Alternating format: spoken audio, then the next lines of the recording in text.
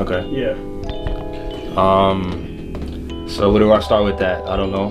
It's been like 2 years since we put out music. I think that first our fans are mad patient and shit. So You can edit that out. I just said that to say it. Now More Than Ever is literally like, not only is it a reflection of kind of where we are, recording in the basement of my house during a quarantine, during a time when people are very upset, and people are suffering, man. So we have to, it's not about the time to put it out because we need to put out music, it's because we felt like this is what we wanted to say.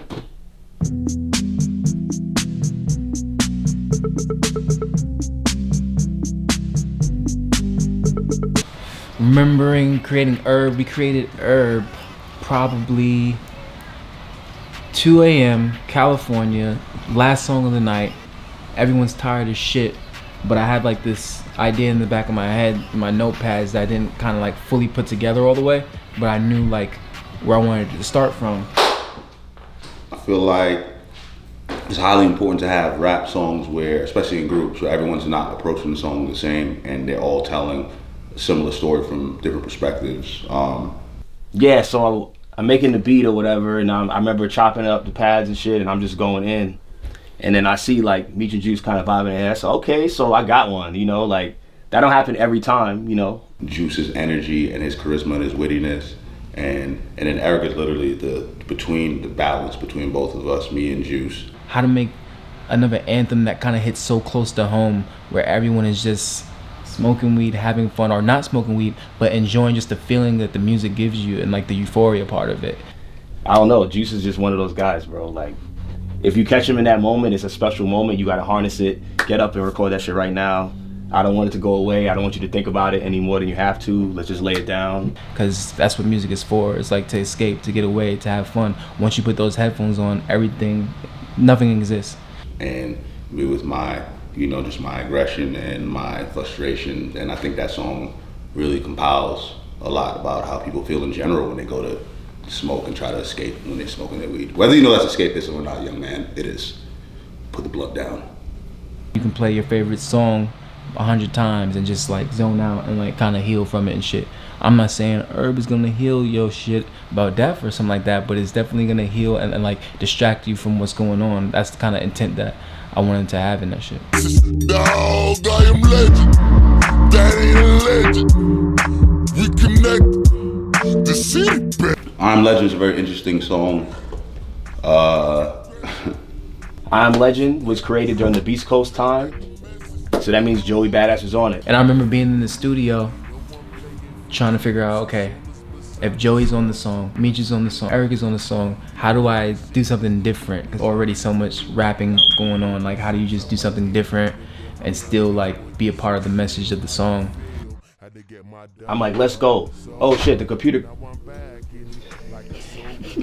Let's go. Then we came back. I'm like, all right, let me sculpt the song and let's make it now just us three. So I was just like, let me just get on the damn song and start whispering. Nah, but like I got on the song and like did something different. The computer crashes. I'm like, fuck, what do I do now?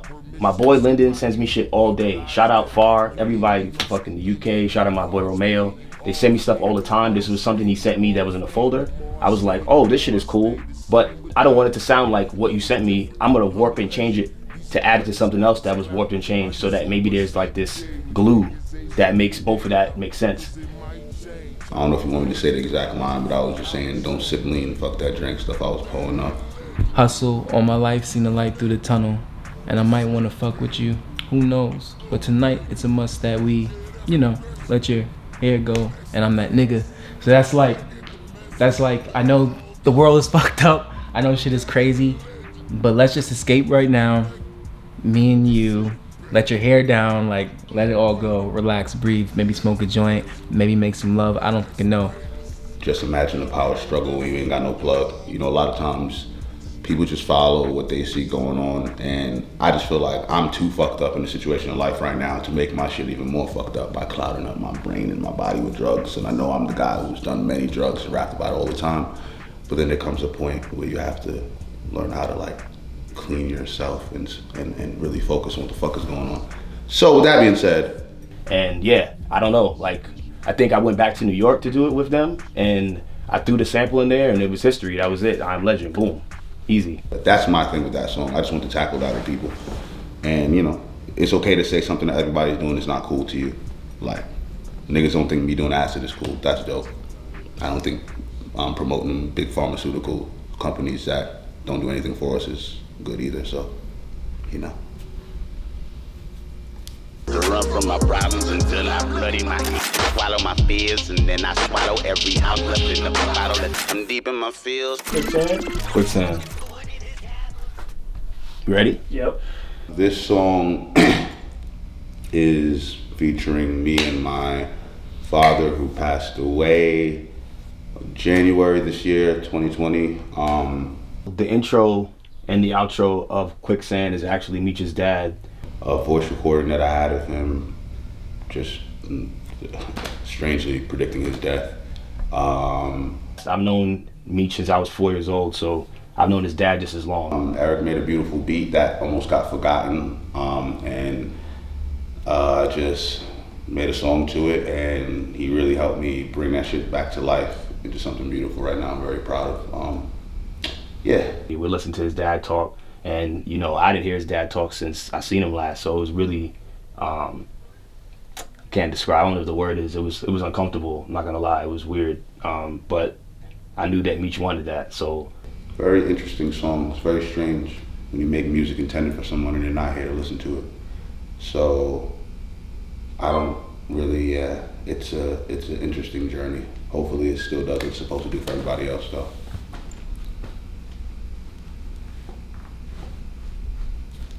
So you can imagine how like hard that was for both of us.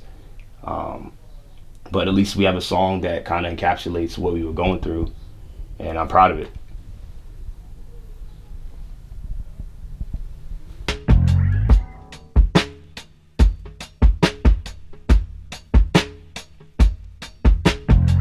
Track 4 is Dirty Elevator Music. It's my favorite track because we body the beat. This song has been through fucking a million different stages. I don't know if Eric told you. When you think about music, you think about the end product, but people don't think about what it takes to get there. So let me tell you what it took to get there. Originally, this was a track called Pump Fake that was produced by Tyler Dops. Me and Meech went crazy. It was the same lyrics. We didn't change the lyrics. Boom, boom, boom, boom. But I was like, yo, that's not it. And the song also can't be called Pump Fake, because what is that? Like, so I was like, boom. Let me take the track, remove the drums, let me get my friend to play it. Let's get Chris McClenny on it. He does an interpolation of what it sounds like to him, sends it back to me, I send it to Meech. Me and Meech brainstorm on the phone. Hey man, the original one you sent me kind of sounds like an elevator, like when you listen to music in an elevator. Like, what does that sound like? I think it's named Dirty Elevator Music because it just reminds us of like our youth growing up, sound, people making beats on the fucking table. Like, I'm like, oh shit, so this is kind of like the dirty elevator then, because it's dark, this is some different shit. Sent it back to Chris, I said, Chris, this is called Dirty Elevator Music. Imagine you playing piano, somebody just pissed in the staircase, that's what we're doing. yeah, not that anybody asks why it's called Dirty Elevator Music. It should be called Pissy Staircase Vibes, but we put Dirty Elevator Music instead. Boom. That, like, literally, it took 3 different phases and shapes before it became what it is, and maybe that's why it came out so good, because we had the time to work on it, and so much different people touched it before it became a finished product. Not every Flatbush Zombie song is created that way. This is probably my favorite because of that process. That's what makes it special. That's why it's my favorite one. Let's fucking go. Shout out Chris McClenny, man. It wouldn't have been the same without him. He went crazy. He fucking smashed it with the piano. That's not me playing piano, that's Chris. I'm trying to level up like Chris. Let's go. Rip make him flash, see his piece, homie. Only flip is the script you get it.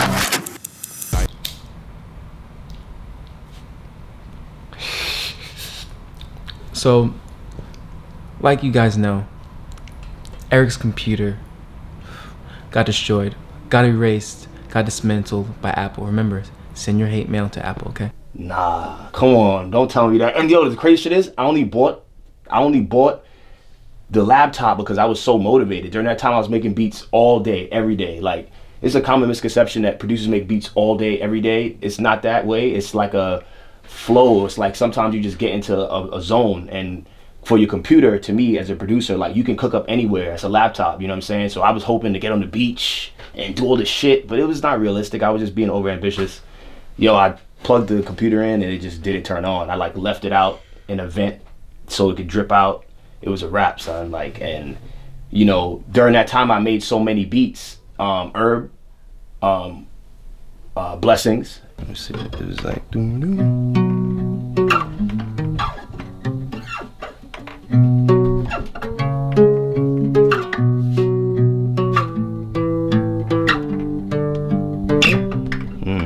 I think that the computer being broken was now a certain fire that I had to like now, something like that. I'm not gonna just whine and bitch and complain about how I should have been responsible. I'm gonna go back and I'm gonna rework all those fucking songs. Like, I had most of the vocals, so now I took all the vocals and I threw them in an empty track and started from nothing. Like, so Blessings, a beautiful song with Eric and Juice that I fucking made sure I damn not put my foot down. I really wanted the song on the album. It's a very, very beautiful song. Juice's verse is very, very important. Juice's voice is very, very important. I don't know, some people might think I'm antisocial sometimes or angry or something, or I don't want to talk to people when I really do. It's just most of the time I don't want to talk about small talk because in my soul and my mind I'm like thinking about 500 other thousand things that are going on in the world and what's wrong with the world, that I don't really want to talk about what this popular artist is doing or who's dating who or who's wearing what. You know what I'm saying? Like, the conversations that I really love and like to have are with like-minded individuals that are talking about problems and solutions and creative actions. You know what I'm saying? So like, sometimes people might think I just don't want to talk, or I'm at a party and I'm not socializing with every single person. It's just like, nah, I just don't care about small talk, because tomorrow niggas could be in a quarantine right now and y'all gonna be looking like y'all stupid, and the whole time I'm just like, yo, y'all need to prepare and like really understand that shit gets real. Like, that's legitimately it. So the quarantine for me is easy task to just stay the fuck away from what's going on. Cook food, work out, play video games, create, write, record, master yourself. It's simple. What he's saying, like, he kind of anchors that song, not kind of, but he anchors the song for me as far as, you know, just introducing that energy and that vibe.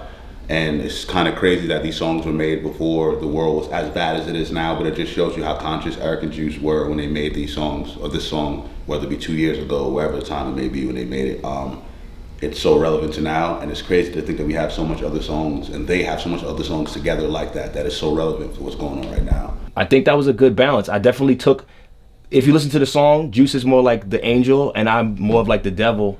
So I took a more like aggressive approach, you know. It's a beautiful song and it did not need me at all, and it's like one of my favorites, and I just fucking love the chorus and I love Eric's energy, and yeah, just we're blessed to have fucking that song. I'm blessed. I love that song a lot, really do. First off, I wanna say, R.I.P. to Mac Miller. We gon' smoke these flowers in your honor, running around through the city. When I'm Gone, the last track on the EP, Now More Than Ever.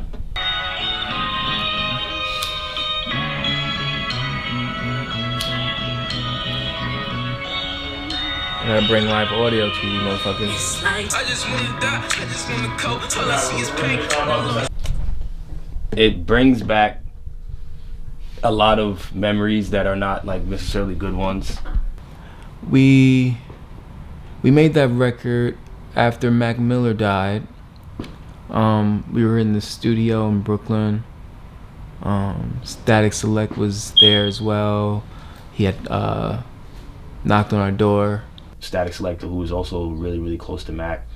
I wasn't super close to Mac, but I definitely knew he respected me. We respect each other's musicians, especially as rapper producers. And he said, hey, you heard what happened? You were like, yeah, we heard what happened. Just everyone's energy is just like deflated, you know? But at the same time, we're all just like together in the studio. And we hear this beat, and like the three of us probably didn't say one word to each other about what kind of song we was gonna make, what the approach was, but we all three of us knew that when we heard like the beat, it kind of like guided our souls. So that's kind of like what you got at that moment, like raw energy, emotion, You know what I mean? Like, it's been a lot of death in my life, in all of our lives, but I think some of us more than other. I don't even know what to say. All of our loved ones should be immortalized. So this song is just dedicated to those people. No life is more special than others. I would write a song about every single person that dies every day if I could. This one just happened to be how it came out, how it happened, and yeah, another one, beautiful song, Tyler Dock's production and Sophie singing on it, and another great verse by Juice I really, really love. It's one of my favorite verses by Juice. I just want some justice. I just want some peace. Every day niggas dying in the streets. Every day niggas dying in the street. All this fucking beef and I don't even eat. Wrong colors and we sworn in the meats. I just wanna come together, take the streets, overdosing while my niggas die. Shots fired while he gotta die. And I feel like that part in general is like the last 10 years of life, or just more than just the last 10 years, you know what I mean? Like, we're fed up as black people. Like, we're fed up as a nation, we're fed up as all people. Like, we're fed up with the racism in the country. We're fed up with not getting justice. Like, people are still dying innocently. Black people are still dying innocently by the hands of officers. Yeah, it's just an emotional song, and hopefully you guys don't take that for granted, because you'll be gone one day, and hopefully someone will immortalize you with the song. Yep.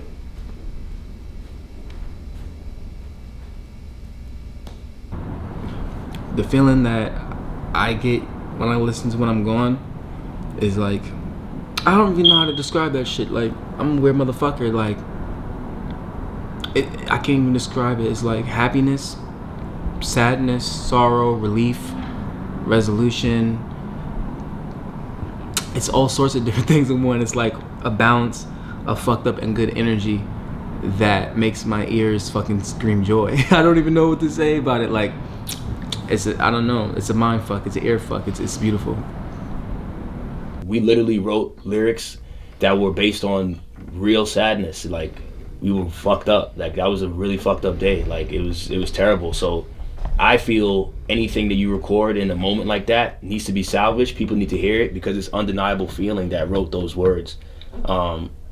So take this in, listen to it, love it, hate it, compare it, do what you may do with it, but understand our intentions were all good. And yeah, it's just a bunch of beautiful ideas that we had that we want to display for you guys. So yeah, man, like, I've been listening to the masters of Now More Than Ever for the last 2 days, and now more than ever I'm actually more proud of myself than I ever been, more proud of the group than I ever been, knowing how we made this shit under the circumstances that we did, and all the efforts and hard work that we put in. I just want people to take away and understand that this offering, hopefully it heals you and makes you feel a little bit better, and I promise you that the next thing that we offer you will be more about what's going on right now, and will be more spiritual healing, and will be more knowledge for your mind, and will be more of us getting together and really figuring out how we could change this shit, because I do feel like Flatbush Zombies has some of the craziest fans in the best way possible, some of the most loving, understanding, smartest people on the planet Earth. So I don't settle for less. I don't do things in 5 minutes. I spend my life trying to get my feelings out, you know what I'm saying? And a lot of people make beats. I'm a producer. I don't make beats. I haven't made a beat in 8 years. I produce records. So I feel like I owe it to you guys to explain that this music is not made for any intention for us to just take your money. It's not made just to fill a void of not having music. I can go on years without having music if it's not needed, and I feel like this is needed now. And our original plan was for COVID, and was to make you feel healing at home when everyone's at home. And right now, everyone is not at home. We're all over the place fighting for different struggles. I have all my friends are very, very polished musicians and very serious about the craft. I make sure that that's implemented into our music. This is a progression that's always gonna change. We're always gonna grow. If you want to listen to Better Off Dead, go on YouTube and type Better Off Dead. And I'm not gonna be disappointed in the next 10 years where I hear this shit, because it's timeless type shit. So I'm very proud of Now More Than Ever. Look at the camera mad late, but you know what time it is. Now More Than Ever, fucking fire. Guess what? There's still months of the year left. and we got shit coming for you. So don't think that this is it. More albums on the way that are even bigger on the scale of music and emotion. So James is on the line. You already know, bruv. Top Boy, you already know. James is on the line. There's other shit on the line. There's stuff coming. This is not the end. It's actually the beginning. Some other stuff with other legendary people that I just don't really want to tell you now, because then you get so excited about it, you'll get fixated on it, and you get obsessed, like how I get obsessed about it every day. And I don't want to say too much, but it's coming, and I promise you I will not disappoint you. If I disappoint you, you can say whatever you want about me. You dig? Yeah. Looking forward to the actual full album. I'm really looking forward to the full album. I don't know how many songs the full album's gonna be. There's 2 full albums on the way. I don't know how many songs gonna be on both of them shits. I don't even know if I'm supposed to talk about it that much. We have a lot of stuff we want to do, and we have a lot of things we want to do for you this year. Unfortunately, the world is more important than our goals and our plans. So, yeah, don't think that we're just going to give you this and disappear, because that wasn't our plan at all. That was never our plan. Our plan was to drop 1 million projects this year. Maybe not 1 million, but our plan was to try our best. And we're still going to try. Just know that nothing we're going to do is going to be in vain, and we're not going to drop anything unless it's going to help you and me and all of us. James Blake shit is fire though, really good. Alright. Get it. Alright.